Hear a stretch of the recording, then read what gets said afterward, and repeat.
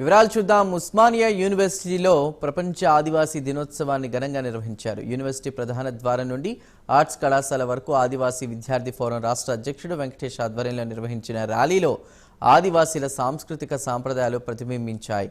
అనంతరం ఆర్ట్స్ కళాశాల వద్ద జెండాను ఆవిష్కరించారు. ఈ సందర్భంగా ఆదివాసీ నాయకులు, విద్యార్థి నేతలు మాట్లాడుతూ అభివృద్ధి పేరుతో ఆదివాసీ మనుగడను విధ్వంసం చేస్తున్నారని ఆవేదన వ్యక్తం చేశారు.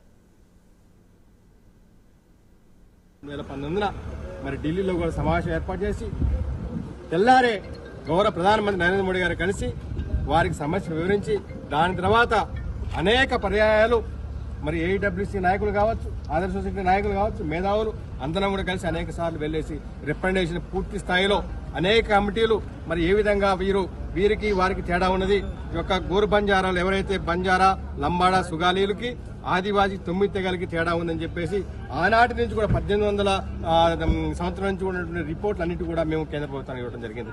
ఇవన్నీ కూడా కేంద్ర ప్రభుత్వం కూడా సుప్రీంకోర్టులో ప్రవేశపెట్టడం వల్ల ఈ యొక్క రాష్ట్ర ప్రభుత్వం ఆనాటి రాష్ట్ర ప్రభుత్వం మరి అఫిడవిట్ ప్రవేశపెట్టడం వల్ల సుప్రీంకోర్టు విచారణ స్వీకరించి దాన్ని ఇప్పుడు పూర్తి స్థాయి విచారణకి కూడా చేస్తామని చెప్పడం జరిగింది. మొన్ననే సుప్రీంకోర్టు ఎస్సీ వర్గీకరణకి అనుకూలంగా వారు తీర్పివ్వడం మేము స్వాగతిస్తున్నాం. అదేవిధంగా ఎస్టీలో కూడా ఈ యొక్క ప్రిమిటివ్ ట్రైబ్స్ ఎవరైతే కొండారెడ్డి, చెంచు, కులం ఇటువంటి వెనకబడిన తెగలకి వారికి కూడా దక్కాల్సిన రిజర్వేషన్ దక్కాలని మేము కూడా కోరుకుంటున్నాం.